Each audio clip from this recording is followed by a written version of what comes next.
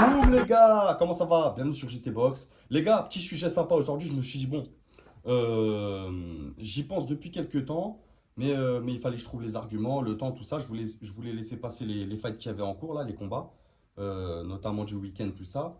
Je voulais qu'on parle de nos boxeurs français. Euh, on n'en parle pas assez.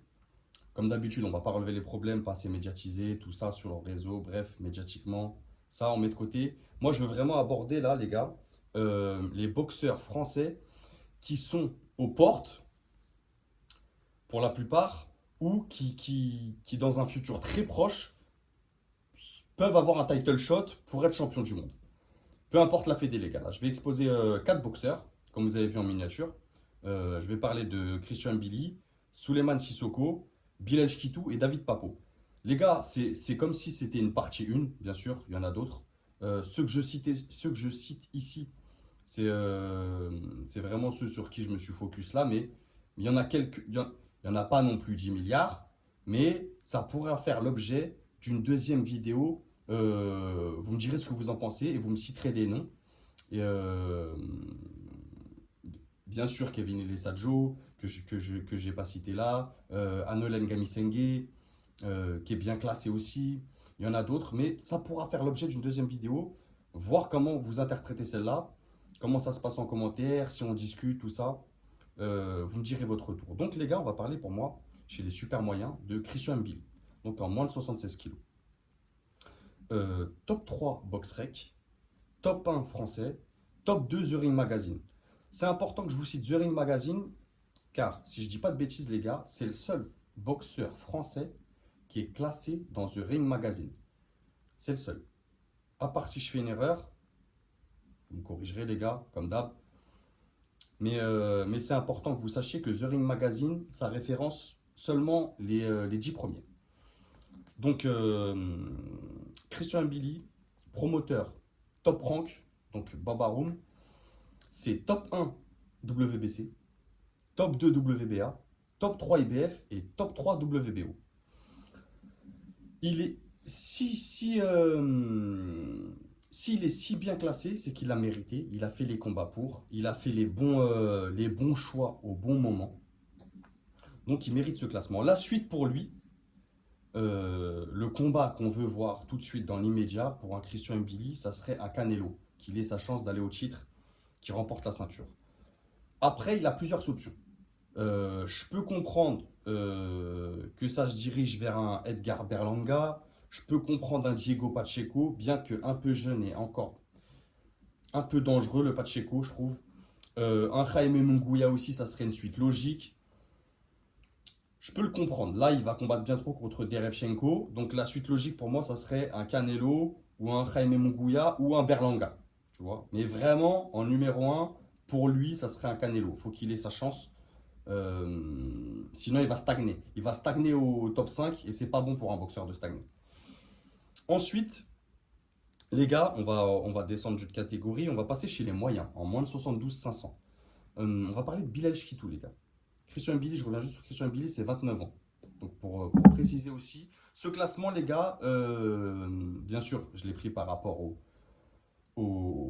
à leur classement dans les différentes fédérations de boxe, que ce soit la WBC, WBA, WBO et IBF, mais bien sûr en fonction de l'âge. Tu vois, je ne vais pas te prendre un mec qui a 39 ans, même s'il est bien classé, tu sais que ses chances, elles sont amoindries. Donc il y a ça à prendre en compte aussi, c'est un paramètre. Donc je reviens chez les moyens, les gars, en moins de 72-500 kilos. Bilal Chkitou, c'est 31 ans. C'est top 36 chez BoxRec, top 2 français. Il est top 12 WBC. Donc lui, Bilal, il va vraiment se concentrer sur la WBC. Il est parti chercher la WBA Afrique il n'y a pas longtemps, en Libye. Bravo à lui. Bravo à la team Chkitou. Pour lui, son choix à l'heure actuelle, ça serait Carlos Adam, qui est champion WBC. Mais il a plusieurs options. Je rappelle, pour Christian Billy, son promoteur, c'était Top Rank Babamroom. De ce que je sais, les gars, vous me corrigerez si encore une fois, je n'ai pas l'info. Bilal Chkitou, pour moi, il n'a pas de promoteur. Il sert de sa notoriété, c'est bien emmené sur les médias, il s'en sert très bien, il sait très bien le faire. Mais pour moi, je pense pas qu'il ait de promoteur. En tout cas, vraiment professionnel fixe. Tu vois, je pense que c'est une famille qui avance ensemble. Et, euh, et s'ils arrivent à atteindre leur but comme ça, tant mieux. Bravo à eux.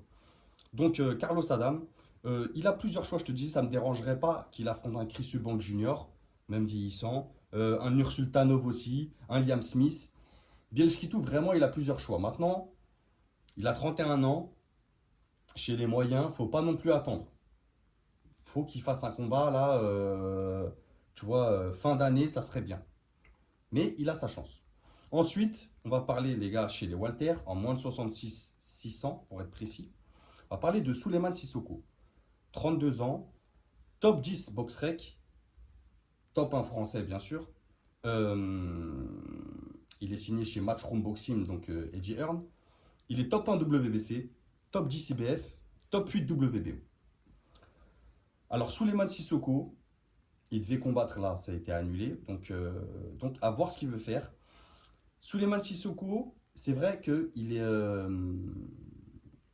il se sert bien des réseaux, tout ça, mais il est discret sur ses choix d'adversaires. Tu vois, on va tout savoir au dernier moment.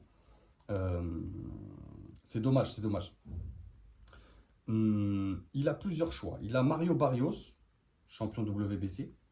Donc, comme il est top 1 WBC, ça serait logique, vu que Terence Crawford est monté à lâcher les ceintures.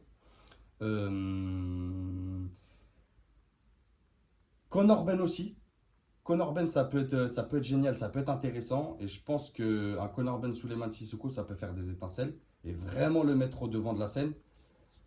Que ça soit médiatiquement, même sur les terres anglaises. Tu vois, vraiment. Et sur les terres américaines aussi. Mais vraiment, pour moi, ça serait Mario Barrios ou Conor Ben. Mais vraiment, Souleymane Sissoko, il est vraiment proche quand même. Mais voilà, c'est Matchroom, à voir ce qu'ils vont faire. Ensuite, en dernier, sur cette vidéo, les gars, on va pas faire une vidéo assez longue, je voulais parler de David Papo. Moi, j'aime bien ce boxeur, vous le savez. Donc, on est encore chez les Walter, en moins de 66-600, vu il est descendu de catégorie, David Papo.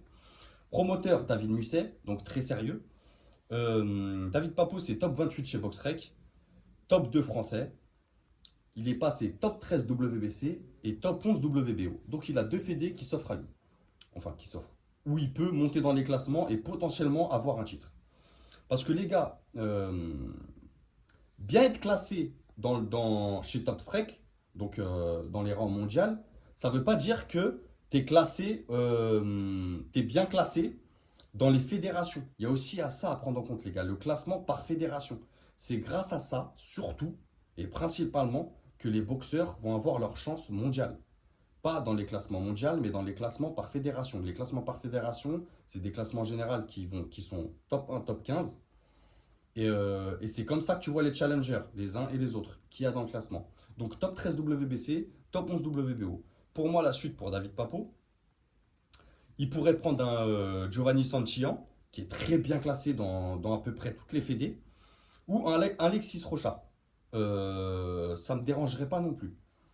Mais pareil, pour moi, David Papo, ça serait fin d'année.